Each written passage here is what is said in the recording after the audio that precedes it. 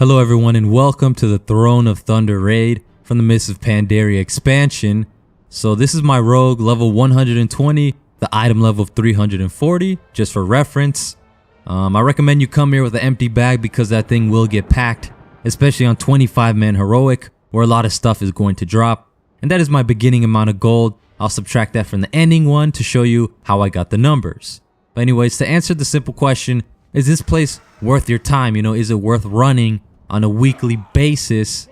I would say yes, just because you can make a good amount of gold and certainly less than an hour, probably a 30 to 45 minute time frame, honestly.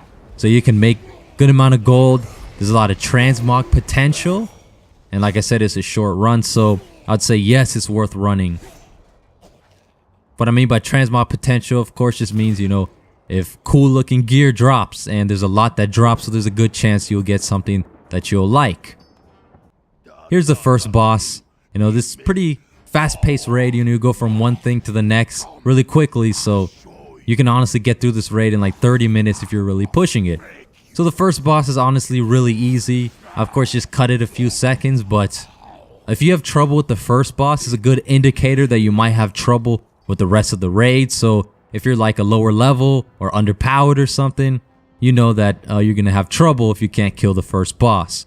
So this clip is just showing you, something annoying. This is honestly kind of just a time waster, just giving you a heads up. Maybe bring a class that has some good, movement enhancement abilities in terms of your speed and your mobility, so you can quickly get through these things and not be kicked off the platform by those spirits there.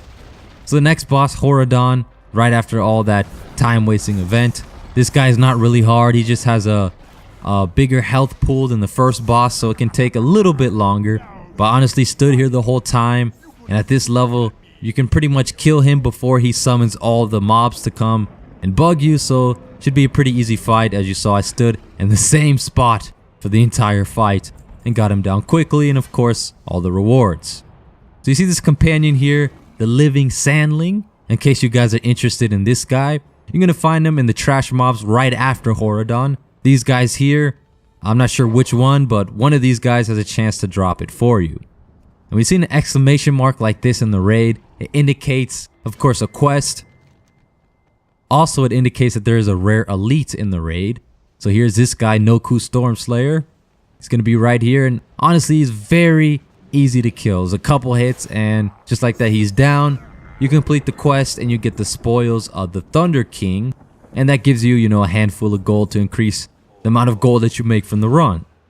So this next set of bosses I'm going to show you here, honestly nothing special to them. They still drop a good amount of loot, but their fights are just really simple, nothing to it. You should be able to breeze by them pretty quickly. So if that was real life, I would have died instantly from that impact. I can't imagine how much Tortos weighs. So once you get past that boss, you'll see these Eternal Guardians, which are pretty easy to spot. This one's the first guy. He's going to be on the left hand side after you go down the hill from the last boss. And if you look across the way, you're going to see the next Eternal Guardian way down there.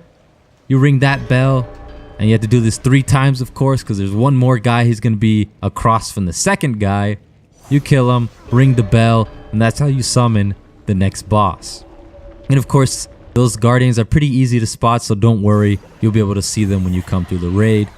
This raid, or this boss, is not hard. It's just kind of a time waster. You just kill the head until they go away and they come back, submerge, and you just rinse and repeat until the boss is dead. And of course, you'll be rewarded with a good amount of gold and loot here. Maybe some cool transmog items.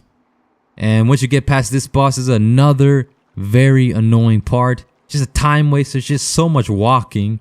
And one thing you really want to watch out for are the gastropods, these snail looking things right here. Because if you stand in front of them or get ran over by them, you'll instantly be killed. So make sure you do not walk right in front of him like this. You want to go around him and avoid his face, or just find other creative ways to get by these guys and move on to the next boss. Like I said, it's very fast paced. You just go from a few trash mobs, a long hallway to get through, and then you get to the next boss. And this guy is very squishy, probably one of the easiest guys to kill, but after him, not really tricky. It's just something to watch out for. once you kill these roaming fogs, you'll see the hidden fogs coming out of the sewer looking thing here, this tunnel. And if you're a melee class, you might have trouble, but honestly the trick is you just need a ranged ability with at least 20-yard range and stand right in front of the target. If you try to stand kind of on the side, you won't be able to hit them from that distance. So like I said, you want to stand right in front of them. Of course, this is trouble for melee, but range, you should have no problem with this. You just have to get really close. And for some reason, if you can't, just kind of jump, hit them with the range ability. You'll die and just walk back here and just kill the other ones until you see the boss and you kill him like so. So here's Primordius. Nothing special about him except he does take 75% reduced damage if you are not mutated. You know, that's part of the mechanics of the fight. If you become mutated, you do a lot of damage, but I figured, you know, what if you didn't even mutate? Honestly, it doesn't even take that long to kill him, especially at level 120. Shouldn't be a problem if you mutate or not. And after him, Dark Animus. Again, nothing special with him. Kind of kill him and ignore all the ads. And here's the next guy, Rorschach. Kind of focus on killing his mounts. What happens is you kill his mount, he'll jump off, you can fight him a little bit, he'll get back on his mount. And if you kill him quick enough, you won't have to deal with any other mechanics and you can get by him pretty quickly. Same thing with the twin consorts here. Nothing special, there's just two of them and you just kill them like any other mob. So you get by these guys and finally it's time for the last boss. And you see here, my bag is packed. I had to delete a lot of stuff that I had just to make room for all this loot. It's incredible because you can really make a lot of gold here, especially if you're smart with your bag space. For lei'shen, not very difficult, just some things to watch out for. You know, you cannot just straight up kill him. He has to go through his different phases, of course. Of course, I popped my cooldown at the wrong time. Because honestly, I don't even know how to do this fight. You know, I'm not familiar with it. And I didn't even bother looking up. But when he goes to the center like this, you want to watch out for one thing.